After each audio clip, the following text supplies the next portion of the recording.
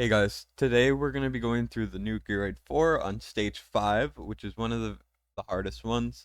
Stage 6 is way too hard to do it the way that I'm going to show you guys, which is a fairly free-to-play way. It's not 100% free-to-play, I do use 3 legendaries, but there are workarounds to those. I think if you had better gear than I did, you could remove 2 of those legendaries, but yeah, so I don't use Valkyria and I don't use Khamet purely because I don't have them, and I know a lot of people don't have both of them or one of them. And without Valkyria, it's very, very difficult to do these stages. As you can see over here, Valkyria, Khamet, Valkyria, Khamet, Valkyria. Down here, we got Vierna, but we also have Laya, Elowin, etc., right? So the way I'm gonna do it is far, far easier than all of these ways. Not in terms of timing and stuff, that is tough, but in terms of the hero selections. Sorry to put a pause on the video, but I have to say before we get into it, if you would like to like and subscribe, it's the best way to support me. It really, really does help. I do put a surprising amount of effort into these things. Sure, my editing is a little all over the place, but I really do try. And I'm still learning and figuring it out. So if you want to support me, that's the best way to do it.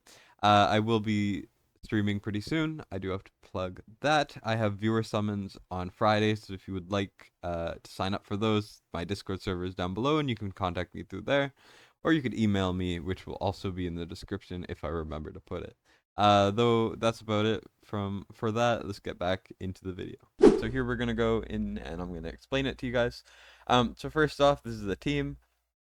You have to have one strong damage dealer, so either Comet or Vierna. It's the way the stage is designed makes it so that it might genuinely be impossible to do 5 or 6 without them.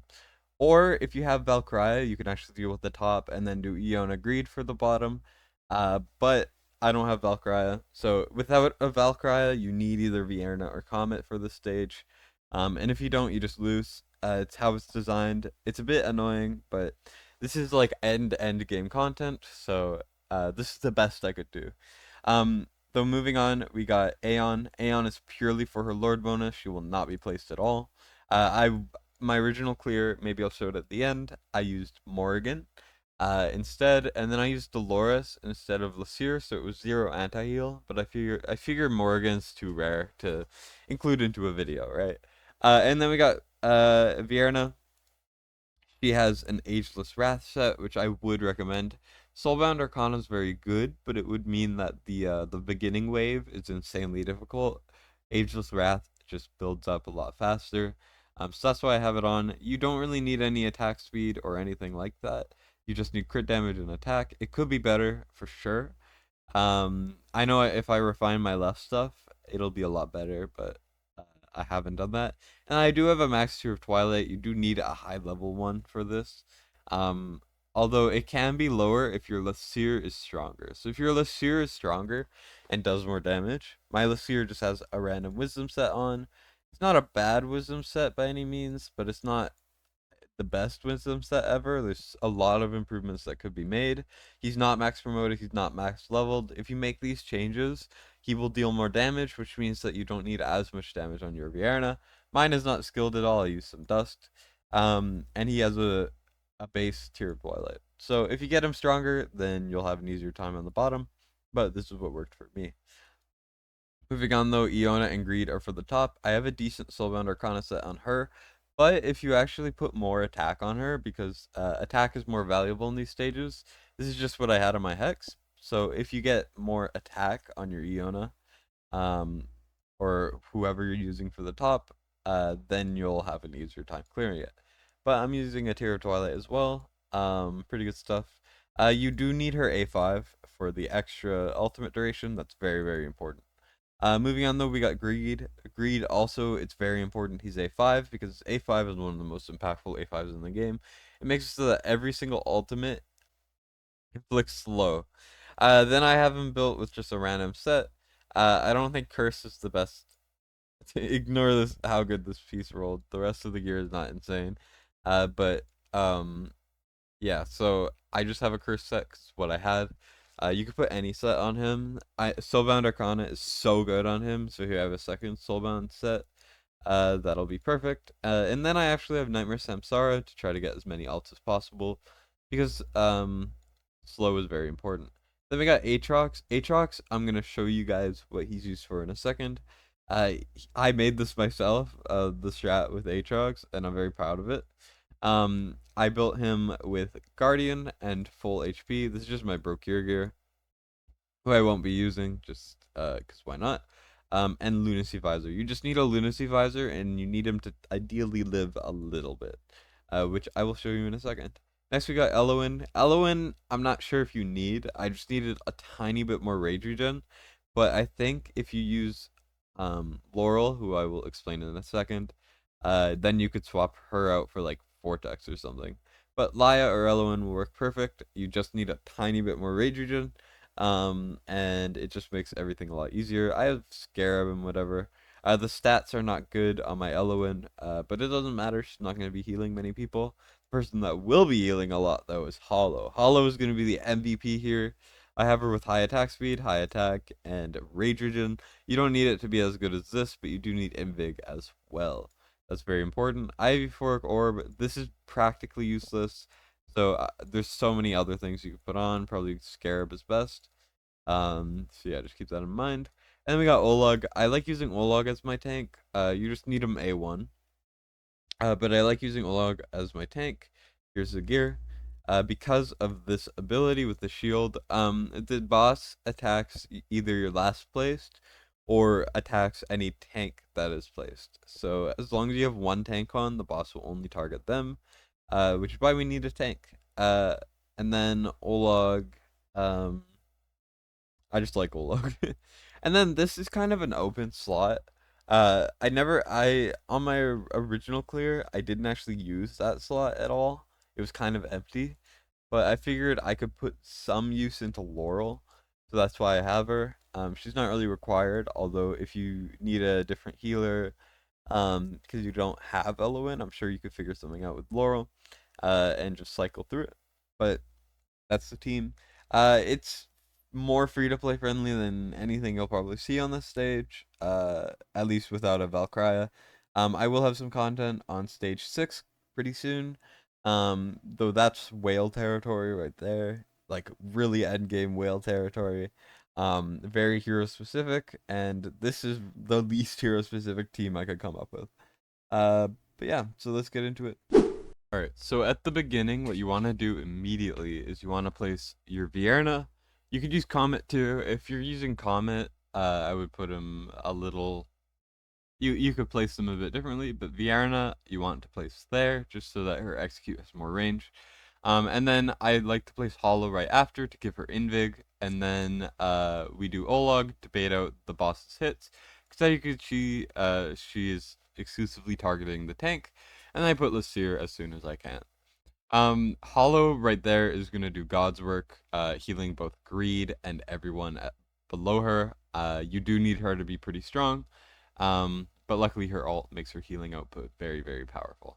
But now, as you can see, we do Lasir ult followed by Vierna. We wait for Vierna ult to last second so that we can build as much damage just from passive Vierna usage and Lasir ult and basics and all that stuff.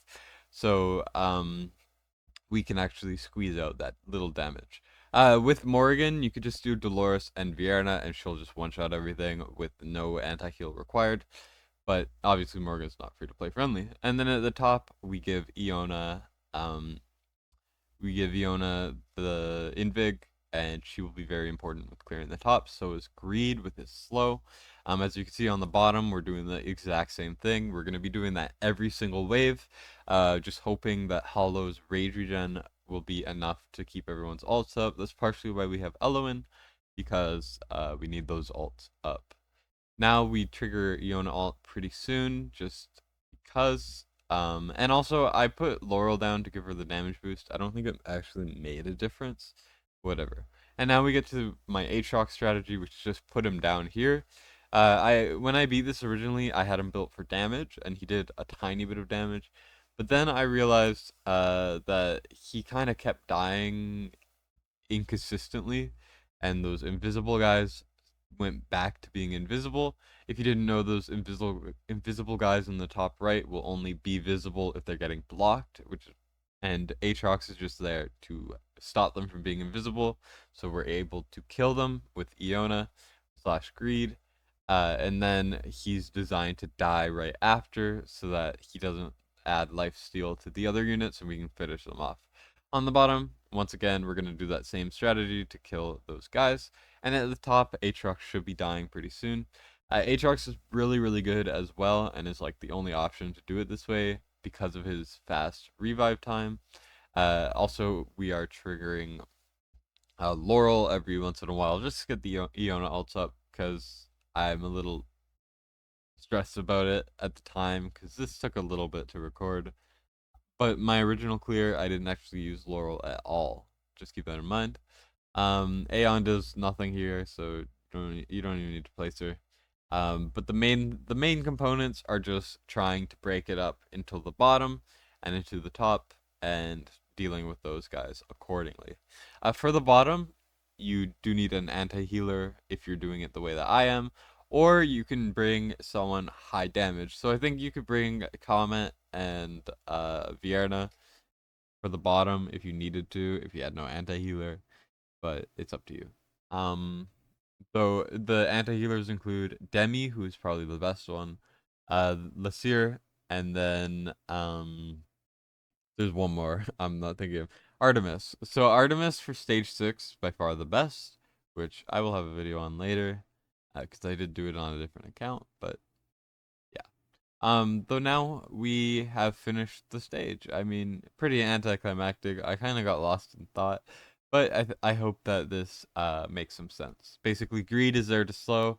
Iona both slows and damages, and then at the bottom we're just trying to kill as best as we can. The Aatrox is important for his fast revive time, and you kind of get the gist. The main things are just try to separate the two sections in your mind and adjust accordingly to that. But here's the victory screen. We did it. Fairly free to play friendly, considering not everyone is fully skilled or leveled or geared. And while my gear is good, the units are not that insane. Vierna, Iona do the most damage, and then we got our supporting damage. Aatrox, if you're struggling for damage on the top, you could build for damage, but you'll have a really rough time with timing, so keep that in mind. And that's that. That's the best way I found to beat that stage. I know it's not the most free to play friendly, but like it's pretty close. But while I kind of say some last tips, words, etc., I think that I would like to use my Morgan strategy, although I probably should have made the team before doing this part, but whatever. Though now let's go over grab Dolores and then I'll get into it. So here I have Dolores. We have an open slot. The way I beat it originally, I did bring Cerberus, but that didn't actually do anything because I didn't use him. So I'm gonna do this just to emulate the sort of thing, but just know that he didn't ever get used. But now so some things basically that I think generally will help you no matter what team you're using are first of all the tip about the tank, where the boss will always attack a tank, so you always want to have a tank down.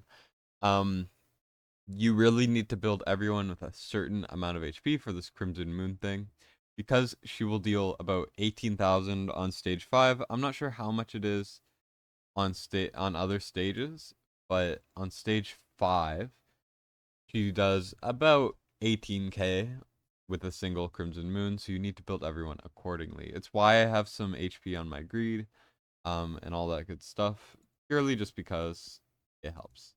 Now we can trigger Viren ult, she'll basically one-shot everyone, and all is well. And the top kind of stays the same. When I did it originally, I placed everyone a little differently. Placed them kind of like this, just because that's what worked for me. And I also think that I had Aatrox in Morgan's ultimate. Well, not Morgan's ultimate, but in Morgan's Lord bonus. I don't have him in this run. So I ended up just building him with damage, and that worked out perfectly. As you can see, Vierna is insanely cracked with Morrigan. And it's honestly just so she's so good. Morrigan is very, very strong. I definitely underrated her in the past, and I don't really regret it, but I do think I shouldn't have underrated her so much. But yeah, so invisible guys, you gotta have someone defending them.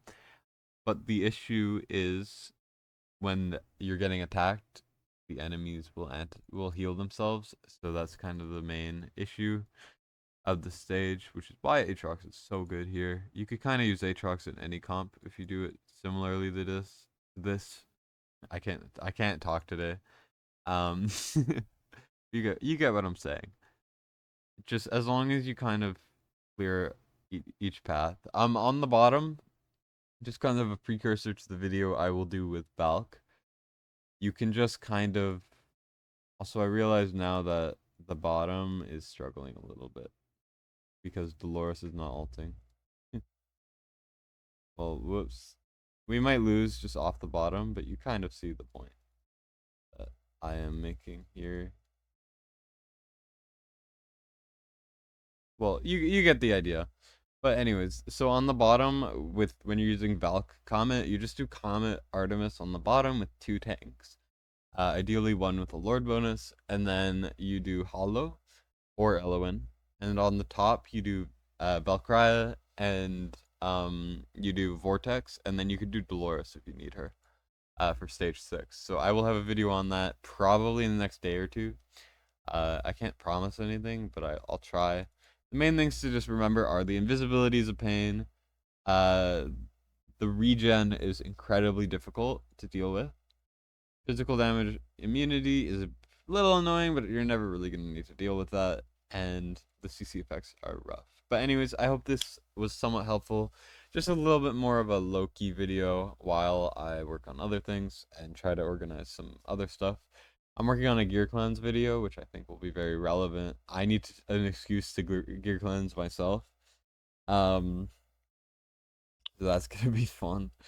But anyways, that's about it for me for this one, and I'll see you all in the next. Destined signing out.